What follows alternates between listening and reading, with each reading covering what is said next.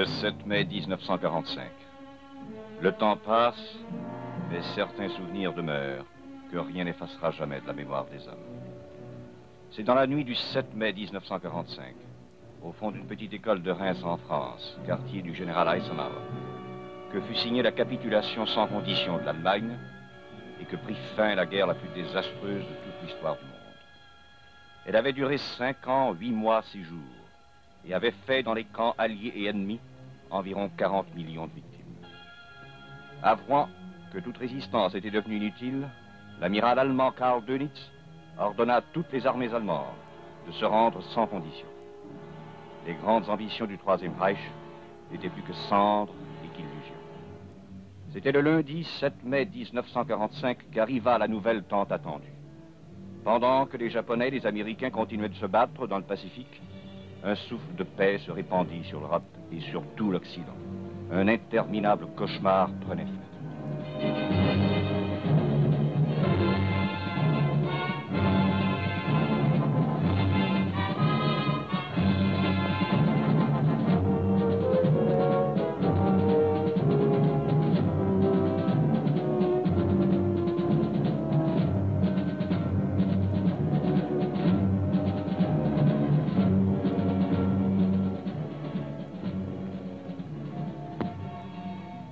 C'était un beau matin de soleil, un matin comme il n'y en a qu'au mois de mai. À Ottawa, comme dans le reste du pays, comme dans toute l'Amérique, personne n'était encore au courant de la grande nouvelle. Tout ce qu'on savait, c'est qu'il faisait beau et qu'une journée comme les autres commençait.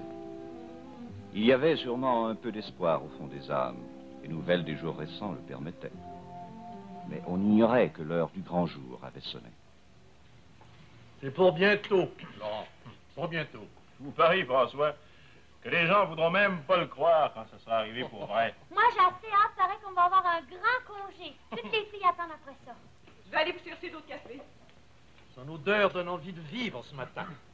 Ça fait toujours plaisir de vous servir, Monsieur Moulin. Quand vous aimez quelque chose, vous le dites. Ah. Quand on est français, c'est facile de faire des compliments. J'aime la vie sous toutes ses formes, Julie, et je ne m'en cache pas. Dire qu'il faut aller s'enfermer à l'université par un temps semblable. Ouais. Le démon de l'étude ne l'a jamais possédé, celui-là. C'est le plus grand fainéant de la Terre. T'apprendras, ma fille, que le travail comme l'étude est une condamnation. Le travail. Je comprends un peu. Ça a toujours été le rêve de ma vie, d'être rentier et de finir mes jours à la campagne. Il faut quand même que je me rende à la banque. Bonjour, Lucie. Bonne journée.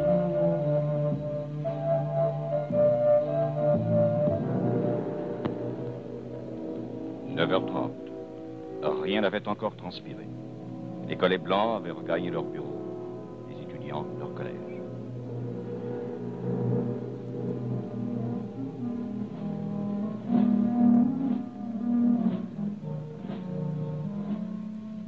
Sur le pont de la rue Laurier, le flot habituel des voitures tapageuses et des marcheurs du matin s'était apaisé.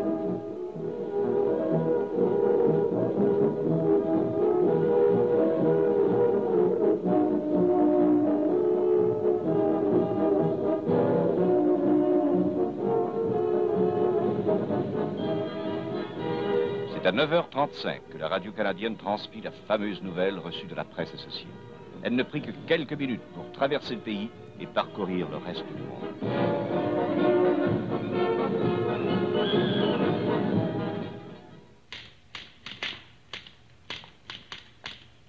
Vous êtes au courant de nouvelles? Quelle nouvelle? La guerre est finie. C'est tout ce que ça vous fait? Bon, laisse-nous travailler, hein. Tes blagues sont pas drôles. Comme vous voudrez.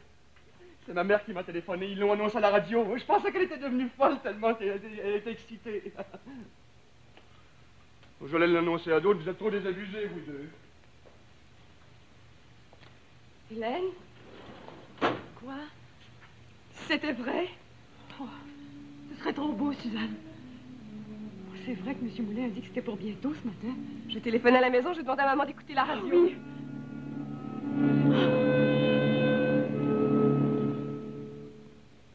La guerre est finie! Maman! La guerre est finie! Qu'est-ce que tu fais ici aujourd'hui? Toi, tu devrais être au couvent. Les sœurs nous ont dit de retourner à la maison. Les cours étaient finis pour aujourd'hui. Pourquoi?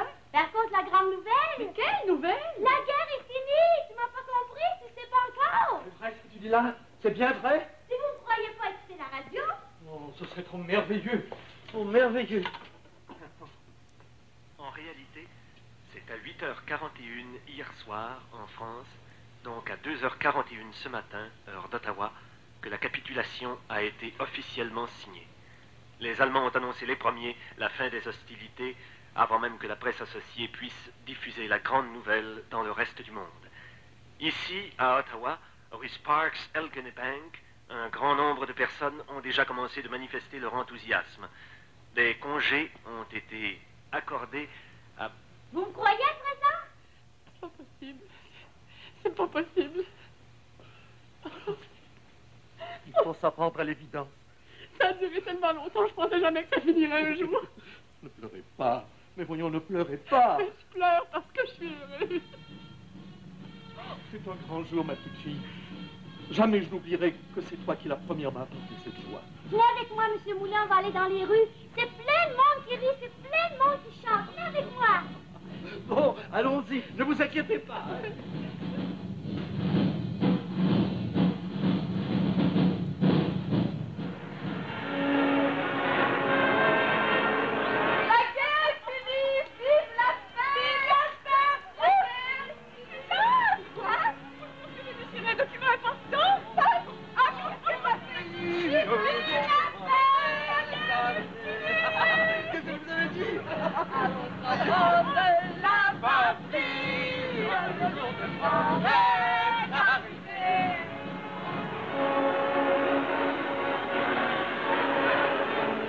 Sur le coup de midi, c'était la grande joie dans la ville.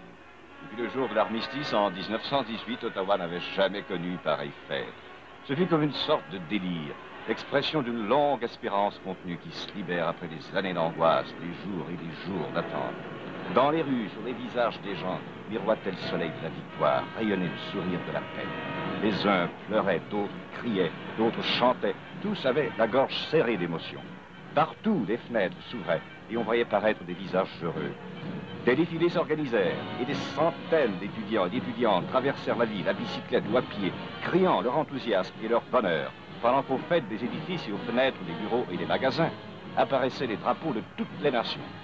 Il n'y avait rien de prévu ni d'organisé. C'était une manifestation collective et subite, fruit d'une longue attente, d'une espérance éternelle.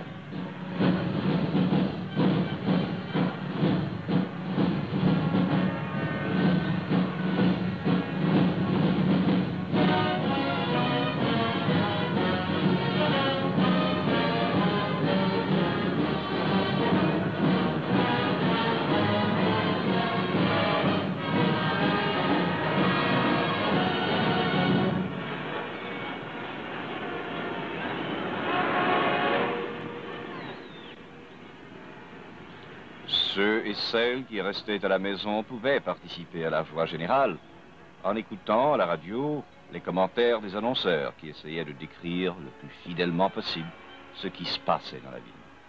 Et il ne faut pas oublier ceux qui sont restés là-bas. Le soldat qui nous a parlé tout à l'heure a un frère qui est mort dans cette guerre. Il y en a plusieurs autres parmi nos auditeurs qui ont un fils, un mari, un fiancé, un frère, un cousin, un ami mort dans cette guerre. Et c'est pour ça que nous devons, oui, célébrer la victoire, mais nous devons aussi nous recueillir et penser à tous ceux qui ne reviendront pas.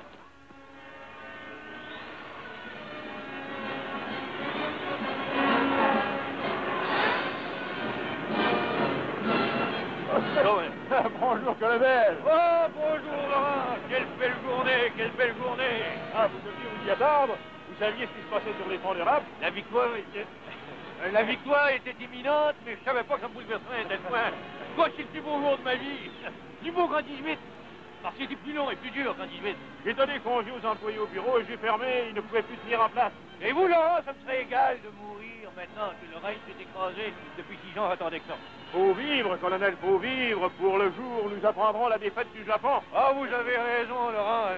Ça pourrait tarder.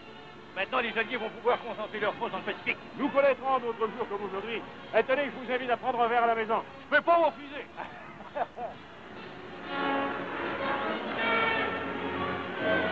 voudrais que tu sois aussi heureuse que moi. Si heureuse, faudrait que c'est pas pour toi. Moi aussi, c'est la même chose. Tout à l'heure, dans la rue Rideau, tout le monde courait, chantait, se suivait comme dans une procession. Viens-t'en. Où? N'importe où. On va aller avec tout le monde. On va aller fêter la victoire avec tout le monde, nous autres aussi. Oui, Edith, mais ce qui m'intéresse, c'est d'être avec toi. Pour la paix. Viens-t'en, Hubert, il faut rien manquer.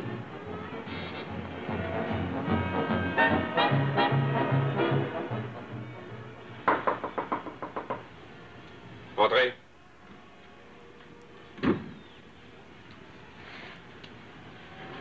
Repos. Vos compagnons sont joyeux. J'espère que vous les comprenez. Moi aussi, je le serais si je pouvais sortir du camp. Vous sortirez dans 5 minutes, quand je vous aurai parlé. Écoutez, Paradis, j'ai une tâche pénible à accomplir. Ne prendrez pas de détour, vous êtes un homme, j'ai toujours eu une certaine considération pour vous. De quoi s'agit-il? J'ai ici une copie de la 1186e liste officielle des morts, blessés et disparus, émise par le quartier général de l'aviation militaire canadienne. Elle doit paraître dans les journaux de demain. Et si vous voulez y jeter les yeux.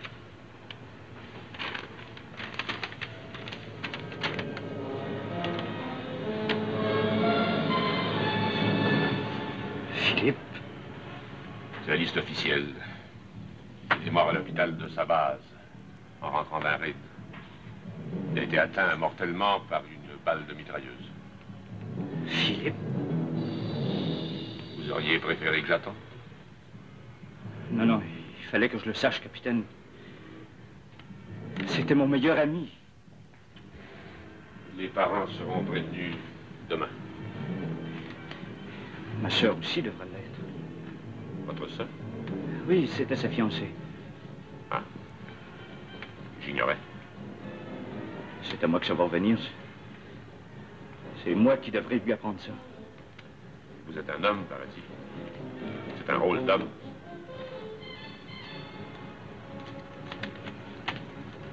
Au revoir, capitaine. Au revoir.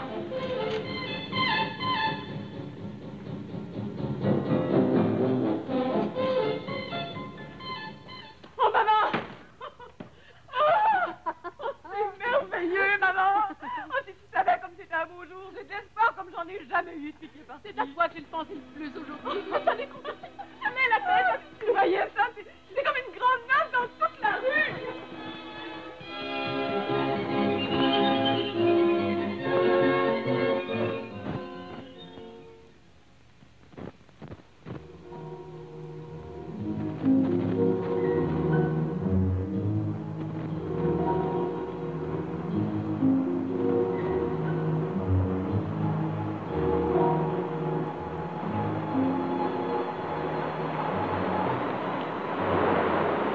Elle était tellement heureuse aujourd'hui. Ça va la briser. Depuis midi, j'essaie de trouver le moyen qui la brusquerait le moins, et j'y arrive pas. Voulez-vous que j'aille avec vous? Non. Je dois le faire tout seul, c'est un rôle d'homme, comme m'a dit le capitaine. Comme celui de mourir à la guerre. Je tenais à vous voir, que vous soyez au courant. Demain ou un autre jour, elle aura peut-être besoin de vous. Il se trouve toujours quelqu'un qui a besoin de vous, Suzanne. Bon, maintenant, je suis décidé, je vais aller vous conduire, je vais rentrer chez moi. J'ai suffisamment entendu. Vous aussi? Ça a dû vous donner un coup? Oui, mais ma préoccupation d'Hélène a amorti le choc. J'aurais voulu vous aider davantage, pouvoir faire quelque chose. Le fait de vous avoir vu et de vous avoir parlé me donne un peu plus de détermination. Téléphonez-moi demain. Vous me direz comment les choses se sont passées, ce que je dois faire. Je serai chez moi toute la journée. Oui, c'est ça.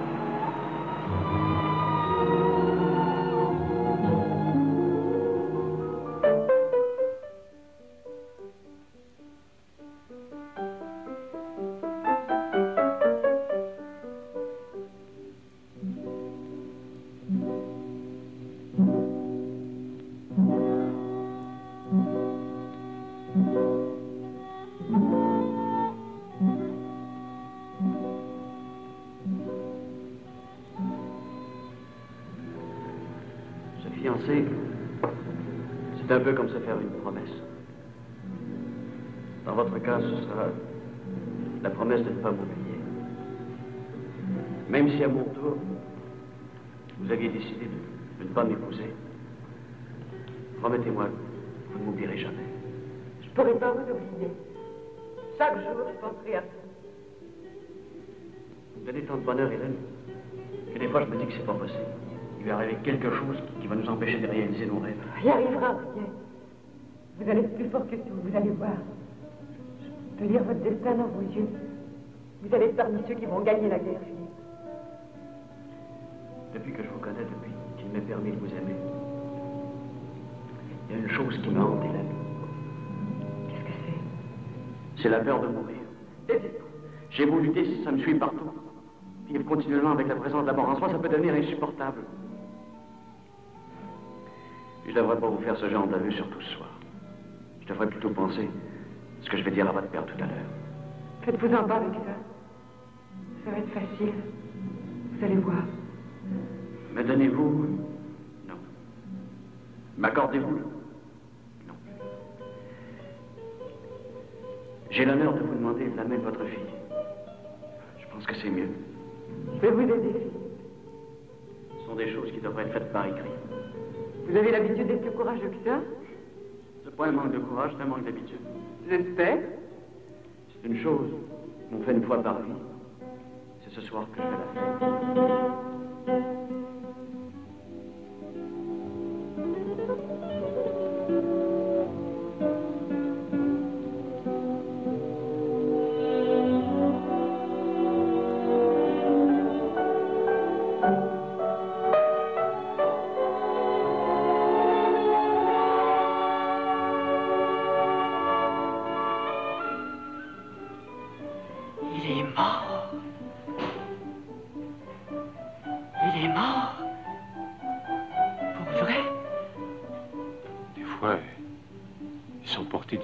Jusqu'à ce qu'on les retrouve vivants. Pas Philippe. Il est sur la liste officielle des morts. Leur qui est, ses parents le savent. Ils n'ont pas téléphoné à Hélène? C'est beaucoup mieux. Ça serait encore plus pénible. Je vais m'en charger. Ce soir? Tout de suite. Ce serait pas mieux d'attendre demain? Elle joue. D'une manière ou d'une autre, il va falloir qu'elle l'apprenne. Elle se doute de rien. Une journée comme aujourd'hui. Donne-lui jusqu'à demain. Demain, ça va être encore plus terrible. Jamais je me suis douté que j'aurais à faire ça un jour. Quand le capitaine m'a fait venir, il savait que j'étais son meilleur ami. Jusqu'à la dernière seconde, jusqu'à ce que je voie le nom de Philippe sur la liste, je me suis douté de rien.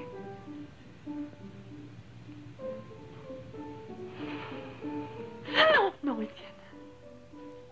Pas tout de suite. Il le faut, Lucie. Veux-tu que je sois là? Non. Je devrais être capable de le faire tout seul. Elle joue plus. Elle va peut-être sortir du salon.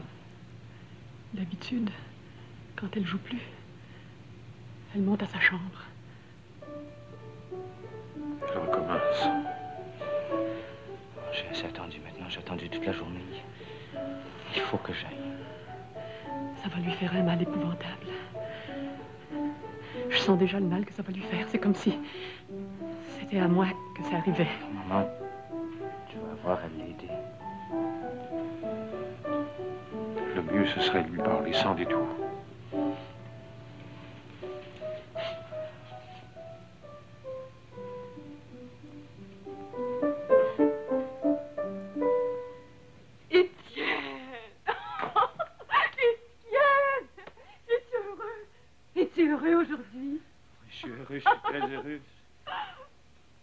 Continue de jouer. Ça m'arrive pas souvent de t'entendre. Je viens pas nous voir souvent non plus.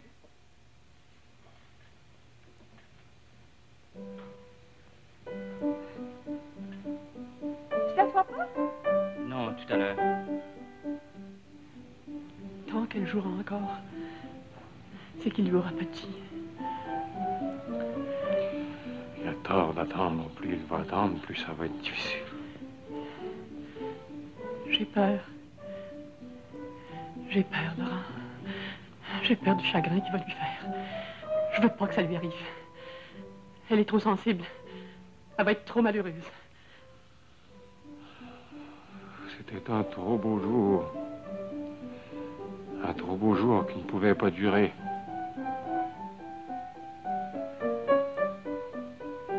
Hélène, il faut que je te parle. Parle-moi, je t'écoute. Ce que je vais te dire est très difficile. Il s'agit de Suzanne? Non, De Janine Burton. non plus. Il s'agit de quoi, alors? Il s'agit de toi. De moi? Oui. Et c'est difficile à dire? Très difficile. Elle s'est arrêtée de jouer. Il va lui parler. Mon Dieu, protégez-la. Protégez-la. Parle. Dis-moi tout, et papa. J'ai une mauvaise nouvelle à t'apprendre.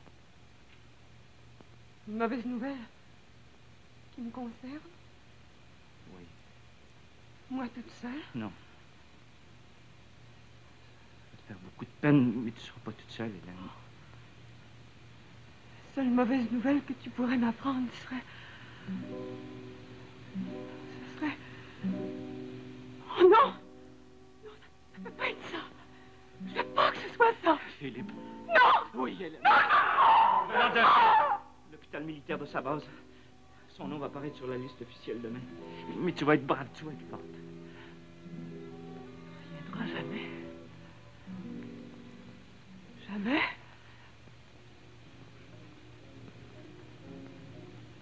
Jamais? Jamais? Qu'est-ce que ça va me donner de vivre, alors? Qu'est-ce que ça va me donner? T'es jeune, tu vas pouvoir encore être heureuse. Je veux pas être heureuse! Qu'est-ce que ça va me donner d'être heureuse sans lui? Je veux pas être heureuse! Tout ce que je voulais, c'est qu'il revienne! Jamais la vie! C'est l'amour la plus monstrueuse! La plus inutile que je connaisse! Oh! Hélène!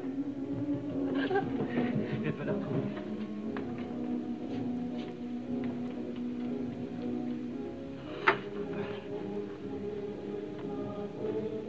Je viens de lui arracher le cœur.